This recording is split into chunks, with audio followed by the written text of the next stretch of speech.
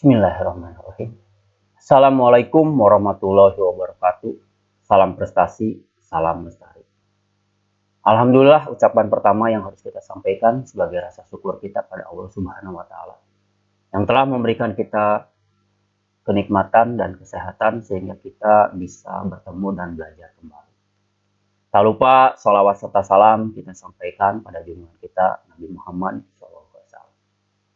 Pada pertemuan kali ini kita akan mencoba memecahkan permasalahan, yaitu dengan judul sebuah motor putar kiri dan putar kanan bergantian. Jadi di sini pembalik arah putaran ya bergantian secara manual.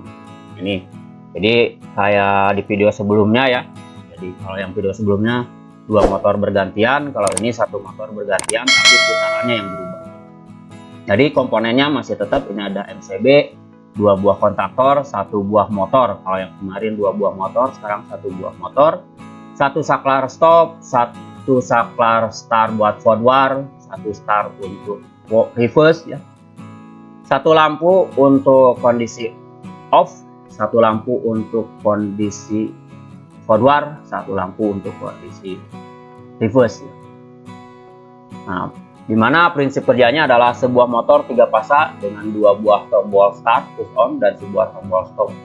Bekerja sebagai berikut. Nah, ini yang harus kita perhatikan ya. Jadi ini adalah keinginannya. Keinginan dari permasalahan atau keinginan dari konsumen. Motor akan berputar ke kiri jika tombol start 1, jadi start 1 ini sebagai reverse, ditekan dan tidak ada pengaruh manakala tombol start 2 ditekan. Jadi walaupun sudah jalan, kita tekan tombol 2. Kalau yang kemarin kalau kita tekan tombol 2 malah bergantian. Kalau ini tidak ada pengaruh, berarti tidak boleh jalan ya, sebelum tombol stop ditekan. Nah, maka kalau sudah tombol stop kita tekan, baru kita tekan start 2, maka motor akan ke kanan ya. Dan sebaliknya, kalau misalkan mau ke kiri kita harus stop dahulu. Seperti itu keinginannya. Indikator H1 untuk sistem off, indikator H2 untuk motor kiri on, dan indikator H3 untuk motor kanan on ya. Jadi kalau begitu ini stop S2.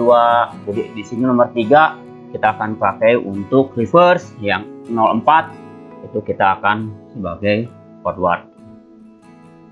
Baik, penjelasannya seperti itu, maka ini adalah menjadi patokan untuk kita ya, bahwa nanti rangkaian itu harus seperti ini, maka dia akan benar. Mau menggunakan instruksi apapun silahkan, pokoknya sesuai dengan permasalahan yang diinginkan. Baik, kita menuju ke pembuatan program. Baik ya rekan-rekan, kita akan coba membuat program untuk memecahkan permasalahan pembalik putar arah putaran motor ya. Kita buka dulu CX programmernya, kita file new. Nah, ini berarti ini kita tulis saja pembalik arah putar ya, atau putar motor ya. Nah, ini nama device name-nya. Ini CP1L, masih maaf, ini CP1L. Settingannya masih M. Oke. Nah, ini selalu di setting tuh kalau misalkan nanti ada terjadi perubahan PLC yang digunakan. Sedangkan kita menggunakan PLC 1 ya, yaitu CP1L. Nah, kita sekarang akan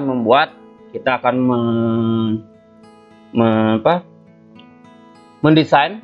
Jadi kita yang pertama cara mendesain itu bagaimana cara mengonkan output ya. Nah, sekarang outputnya kan kita ada kontaktor magnet 2 buah. Nanti dari kontaktor magnet ini menyalakan lampu. Jadi kita akan bagaimana caranya memberikan sinyal dulu pada kedua buah kontaktor magnet tersebut. C0.03 ini untuk saya tulis PB rep ya, PB reverse. Nah, ini akan menjalankan K1 ya. Nah, sesuai dengan tadi keinginannya O100.01 K1. Baik, yang kedua adalah 04 ya, 0.04. Di sini kita tulis PB FWD ya, forward. Ini akan menjalankan O100 Ininya K2. Baik, nah karena K1 sudah bekerja, maka lampu indikator K1 yaitu indikator reverse akan bekerja. Jadi O 100.02 H2. Dan karena K2 sudah bekerja, C 100.04 K2, maka dia akan menjalankan lampu indikator H3 05 H3.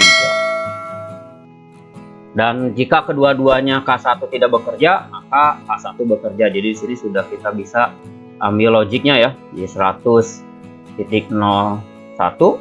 dalam kondisi NC not, dan ini juga NC 100.04,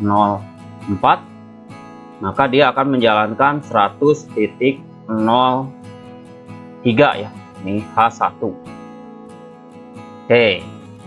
Nah, ini kita prinsip dasar untuk desain yang pertama, yaitu bagaimana cara mengonkan sudah bekerja ya. Nah, sekarang regulasinya, nah, pengaturannya, bahwa kalau ini sedang bekerja, maka pada saat si push button ini dilepas, ini harus tetap bekerja. Berarti di sini ada latching. Di sini kita pakai latching W 100.01. Nah, yang ini juga sama ya. Ini juga sama. Di sini kita pakai W 100.04. Oke.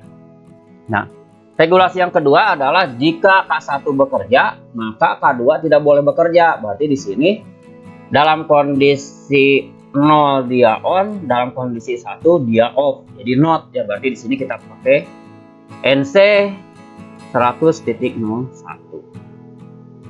Oke, nah ini juga sama kita pakai kalau pada saat K2 bekerja, K1 tidak boleh bekerja. Maka di sini kita juga kasih not untuk K1. Jadi NC 100.04. Baik, nah ini regulasi atau desain yang kedua ya. Jadi yang pertama bagaimana cara mengonkan, yang kedua adalah bagaimana meregulasi atau mengatur sesuai dengan keinginan permasalahan atau sesuai dengan keinginan konsumen.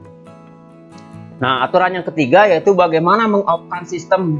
Itu juga harus diperhatikan. Jadi kalau kita mendesain harus ada di mindset kita itu 3. Bagaimana meng-on-kan, bagaimana meregulasi atau mengatur sesuai dengan keinginan permasalahan atau konsumen.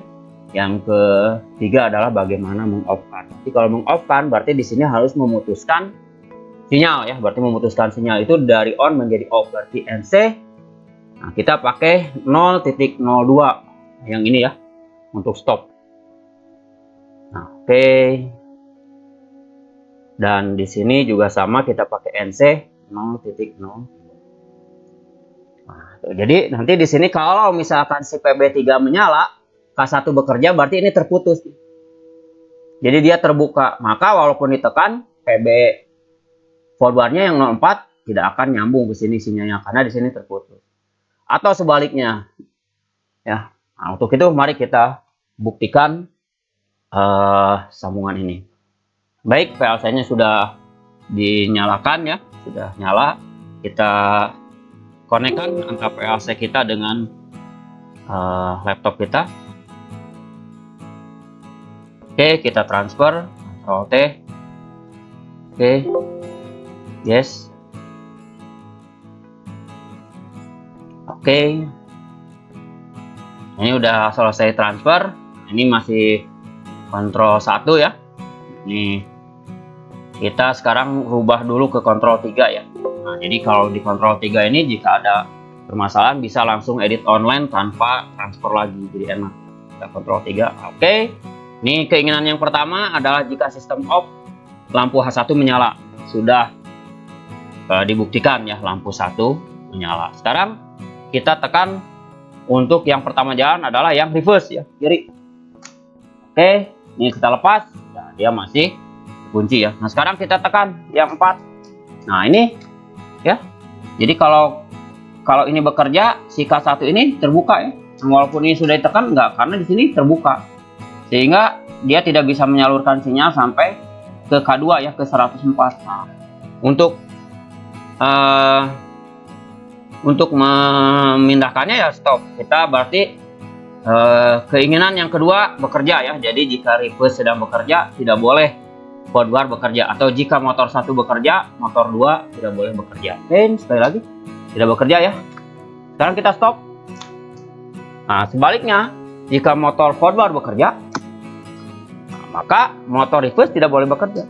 Oh, ya kan? Nah, ini motor reverse tidak bisa bekerja. Kita stop.